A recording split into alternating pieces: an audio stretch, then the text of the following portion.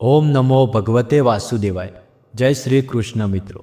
આજે પવિત્ર કામિકા એકાદશીના શુભ દિવસે આપણે ભગવદ્ ગીતાજીનો પવિત્ર અધ્યાય 9, જેનું નામ છે રાજવિદ્યા રાજગુહ્ય યોગનું પઠન સાંભળવા જઈ રહ્યા છીએ. આ અધ્યાય ભગવાન શ્રી કૃષ્ણ દ્વારા પાઠવાયેલા સૌથી રહસ્યમય અને પવિત્ર જ્ઞાનને ખુલાસે છે. એવું જ્ઞાન જે જીવનને ઉજળું કરે છે અને આત્માને શાંતિ આપે છે. એવું માનવામાં આવે છે કે એકાદશીના શુભ દિવસે ભગવદ્ ગીતાનો પાઠ કરવો કે તેનું શ્રવણ કરવું એ હજારો યજ્ઞ અને દાન કરતાં પણ વધુ પુણ્યદાયક હોય છે. તો ચાલો શ્રદ્ધા અને ભક્તિ સાથે શ્રીમદ્ ભગવદ્ ગીતાનો આ પવિત્ર અધ્યાયનું શ્રવણ કરીએ. અગાઉના અધ્યાય 7 અને અધ્યાય 8માં શ્રી કૃષ્ણએ અર્જુનને કહ્યું કે ભગવાનને પામવાનો સૌથી સરળ રસ્તો છે ભક્તિ. ભક્તિ એટલે પ્રેમથી અને શ્રદ્ધાથી ભગવાનની પૂજા કરવી. એ દરેક યોગોમાં સૌથી શ્રેષ્ઠ યોગ છે. અધ્યાય 9માં શ્રી કૃષ્ણ આ ભક્તિના મહિમાનું સુંદર વર્ણન કરે છે. તેઓ કહે છે કે ભલે હું તને મનુષ્ય સ્વરૂપમાં દેખાઉં છું, પણ હું માત્ર એક માણસ નથી. હું આ આખી સૃષ્ટિનો મૂળ કારણ છું. હું અદૃશ્ય શક્તિથી બધું ચલાવું છું. હું સૃષ્ટિ સર્જું છું, તેનું પાલન કરું છું, અને પછી પૃથ્વી ઉપર જે કંઈ છે તેનો વિલય પણ હું કરું છું. શ્રી કૃષ્ણ સમજાવે છે કે જેમ વાયુ આખા આકાશમાં રહે છે, તેમ દરેક જીવ માત્ર મારા આધારે જ જીવતું હોય છે. પણ હું એ બધાથી અલગ છું, કેમ કે મારી યોગ માયાથી હું બધું જોઉં છું અને છતાં તેમાં ફસાતો નથી.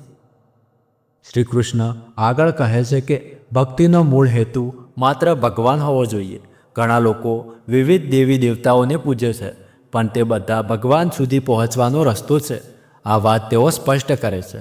તેમના શબ્દોમાં ભગવાન એ આપણું સાચું આશ્ચર્ય છે, વાસ્તવિક મિત્ર છે, અને બધું જ તેમને જ અર્પણ કરવાથી જીવનનું સત્ય લક્ષ્ય પ્રાપ્ત થાય છે. જેઓ વેદો અનુસાર કર્મકાંડ કરે છે તેઓ સ્વર્ગ જાય છે, પણ પુણ્ય ખૂટે એટલે પૃથ્વી ઉપર પાછા આવે છે. જ્યારે જે ભગવાનની નિષ્ઠકપટ ભક્તિ કરે છે તેઓ ક્યારેય પાછા જન્મ લેતા નથી. તેઓ ભગવાનના ધામમાં જાય છે.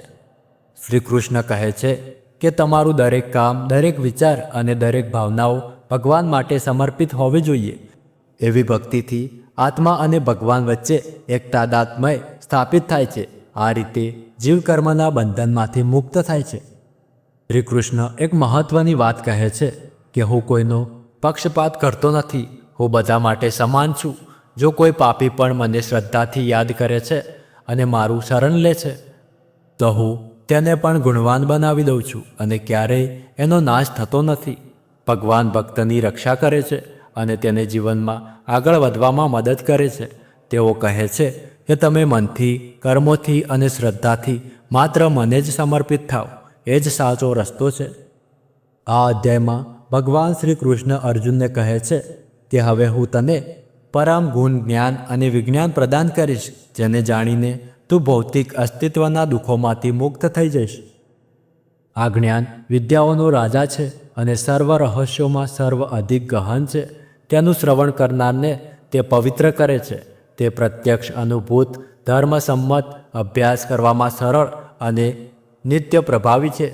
હે શત્રુઓ પર વિજય પ્રાપ્ત કરનાર, જે મનુષ્ય આ ધર્મમાં શ્રદ્ધા ધરાવતા નથી તેઓ મને પ્રાપ્ત કરી શકતા નથી, અને તેઓ જન્મ અને મૃત્યુના ચક્રના માર્ગે આ સંસારમાં પુનઃ પાછા આવતા રહે છે. આ સમગ્ર બ્રહ્માંડ મારા દ્વારા મારા અવ્યક્ત રૂપમાં વ્યાપ્ત છે. સર્વ જીવો મારામાં નિવાસ કરે છે, પરંતુ હું તેમનામાં નિવાસ કરતો નથી, અને છતાં જીવો મારામાં નિવાસ કરતા નથી. મારી દિવ્ય શક્તિનું રહસ્ય જો. યથાપિ હું સર્વ પ્રાણીઓનો સર્જનહાર અને પાલક છું. તથાપિ હું તેમનામાંથી કે માયિક પ્રકૃતિથી પ્રભાવિત થતો નથી. જેવી રીતે સર્વત્ર પ્રવાહિત પ્રચંડ વાયુ સદા આકાશમાં સ્થિત રહે છે, તેવી રીતે સર્વ પ્રાણીઓ સદૈવ મારામાં સ્થિત છે. એ તું જાણ.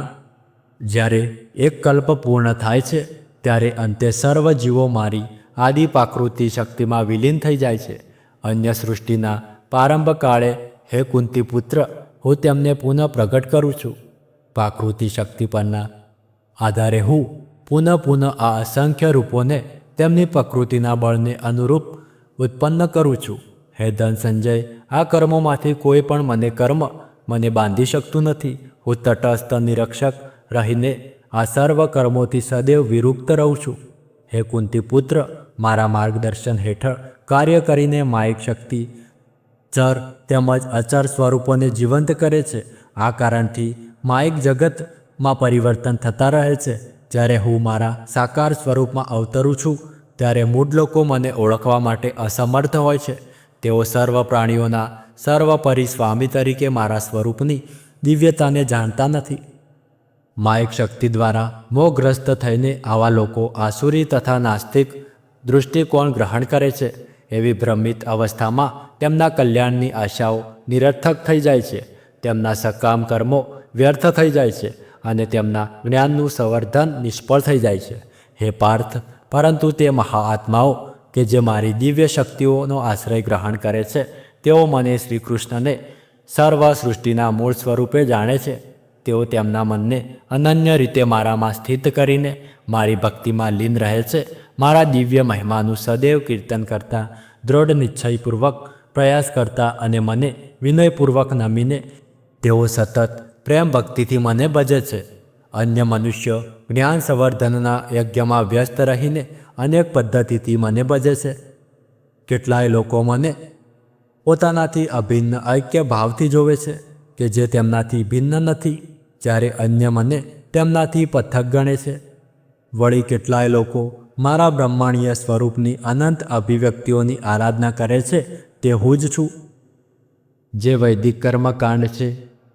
હું યજ્ઞ છું અને હું પિતૃઓને અપાતી આહુતિ છું. હું ઔષધિઓ છું અને હું વૈદિક મંત્ર છું.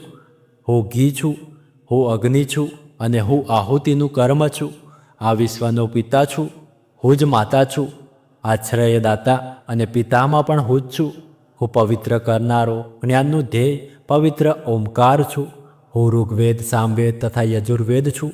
હું સર્વ પ્રાણીઓનું પરમ લક્ષ્ય છું અને હું તેમનો નિર્વાહક, સ્વામી, સાક્ષી, ધામ, આશ્રય અને મિત્ર પણ છું. હું આદિ, અંત અને સૃષ્ટિનું વિશ્રામ સ્થાન પણ છું. હું અવિનાશી બીજ અને ભંડાર છું.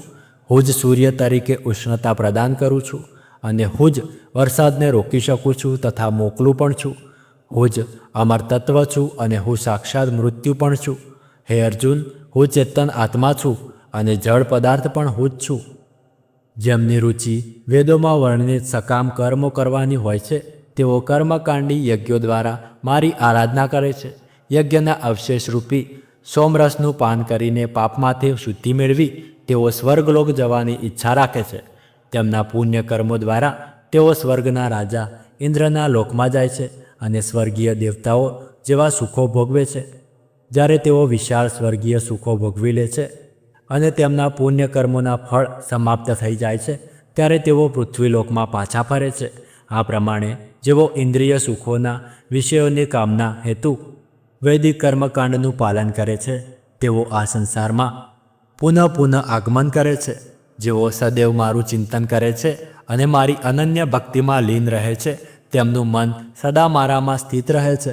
હું તેમની આવશ્યકતાઓની પૂર્તિ કરું છું, તેમજ તેમની પાસે જે છે તેનું રક્ષણ કરું છું. હે કુંતી પુત્ર, તે ભક્તો પણ કે જેઓ શ્રદ્ધાપૂર્વક અન્ય દેવતાઓને પૂજે છે, તેઓ પણ પરોક્ષ રીતે મને જ પૂજે છે. પરંતુ તેઓ આ અનુસરિત કરે છે કે હું સર્વ યજ્ઞોનો ભોગતા તથા એકમાત્ર સ્વામી છું. પરંતુ જેઓ મારી દિવ્ય પ્રકૃતિને ઓળખી શકતા નથી, તેમનો નિશ્ચિતપણે પુનર્જન્મ થાય છે. સ્વર્ગીય દેવતાઓના ઉપાસકો દેવતાઓમાં જન્મ પામે છે. પિતૃઓના ઉપાસકો પિતૃઓ પાસે જાય છે. ભૂત પ્રેતના ઉપાસકો તેવી યોનિમાં જન્મે છે અને મારા ભક્તો કેવળ મારી પાસે આવે છે. જો કોઈ મનુષ્ય ભક્તિપૂર્વક મને પત્ર, પુષ્પ, ફળ કે જળ પણ અર્પણ કરે છે, તો મારા ભક્ત દ્વારા પ્રેમ તથા શુદ્ધ ચેતના સાથે અર્પિત કરેલ એ સર્વનો હું પ્રસન્નપૂર્વક સ્વીકાર કરું છું. હે કુંતી પુત્ર, તું જે કંઈ કરે છે તે કંઈ ખાય છે, યજ્ઞમાં જે કંઈ આહુતિ સ્વરૂપે હોમે છે, જે કંઈ તું ઉપહાર તરીકે અર્પે છે અને જે કંઈ તપસ્યા કરે છે, તેમને મને અર્પણ કરવા સ્વરૂપે કર. તારા સર્વ કાર્યોને મને સમર્પિત કરીને તું શુભ અને અશુભ ફળોના બંધનમાંથી મુક્ત થઈ જઈશ. સંન્યાસ યોગ દ્વારા તારા મનને મારામાં અનુરૂપ્ત કરીને તું મોક્ષ પ્રાપ્ત કરીશ અને મારી પાસે આવીશ. હું સર્વ જીવો પ્રત્યે સંભાવયુક્ત રહું છું. હું ન તો કોઈ પ્રત્યે દ્વેષ કરું છું કે ન કોઈનો પક્ષપાત કરું છું, પરંતુ જે ભક્તો મારી પ્રેમપૂર્વક ભક્તિ કરે છે તેઓ મારામાં નિવાસ કરે છે અને હું તેમનામાં નિવાસ કરું છું. અતિ ઘૃણાસ્પદ કર્મ કરનાર અધમ પણ જો અનન્ય ભાવે મારી ભક્તિ કરે છે તો તેને સાધુ માનવો જોઈએ, કારણ કે તે ઉચિત નિશ્ચયમાં સ્થિત હોય છે. તે શીઘ્ર ધર્મપરાયણ બની જાય છે અને સ્થાયી શાંતિ પ્રાપ્ત કરે છે. હે કુંતી પુત્ર, નિર્ભય થઈને એ ઘોષણા કર કે મારા કોઈ પણ ભક્તોનો કદાપી વિનાશ થતો નથી. હે પાર્થ, જે લોકો મારું શરણ ગ્રહણ કરે છે તેમનું કુળ, જાતિ, લિંગ કે જ્ઞાતિ જે પણ હોય, ભલે સમાજે તેને બહિષ્કૃત કર્યા હોય છતાં પણ તે પરમ લક્ષ્યને પ્રાપ્ત કરે છે. તો પછી પુણ્ય આત્મા સાધુઓ અને રાજર્ષિઓ વિશે શું કહેવું? તેથી આ ક્ષણિક તથા દુઃખમય વિશ્વમાં આવીને મારી ભક્તિ પ્રત્યે પરાયણ થાવ. સદૈવ મારું ચિંતન કર, મારો ભક્ત થા, મારી આરાધના કર, તેમજ મને પ્રણામ કર. તારા મન તેમજ શરીરને મને સમર્પિત કરીને તું મારી પાસે આવીશ. મિત્રો, આ રીતે પૂર્ણ થાય છે ભગવદ્ ગીતાનો 9મો અધ્યાય. શ્રી કૃષ્ણ ભગવાને જેમાં ભક્તિના મહાત્મ્યને સ્પષ્ટતા આપી છે અને જણાવ્યું છે કે ભક્તિ માણસને ભગવાનના પરમધામ સુધી પહોંચાડે છે. આ અધ્યાય આપણને શીખવે છે કે હૃદયપૂર્વક કરવામાં આવેલી ભક્તિથી ભગવાન ખૂબ જ સરળતાથી પ્રસન્ન થાય છે. તો આજના પવિત્ર કામિકા એકાદશીના દિવસે આવું જ શાંતિદાયક અને ભક્તિભર્યું જીવન જીવી શકીએ એવી જ શ્રી કૃષ્ણના ચરણોમાં પ્રાર્થના છે. તો મિત્રો, આશા કરીએ છીએ કે તમને ભગવદ્ ગીતાજીનો આ પવિત્ર અધ્યાય પસંદ આવ્યો હશે. પસંદ આવ્યો તો વિડીયોને એક લાઇક, કોમેન્ટ બોક્સમાં જય શ્રી કૃષ્ણ અવશ્ય લખી લેજો અને આવા જ અધ્યાયો માટે અમારી સાથે જોડાયેલા રહેજો અને ચેનલને સબસ્ક્રાઈબ કરી લેજો અને વિડીયોને લાઇક કરવાનું ભૂલતા નહીં. જય શ્રી કૃષ્ણ.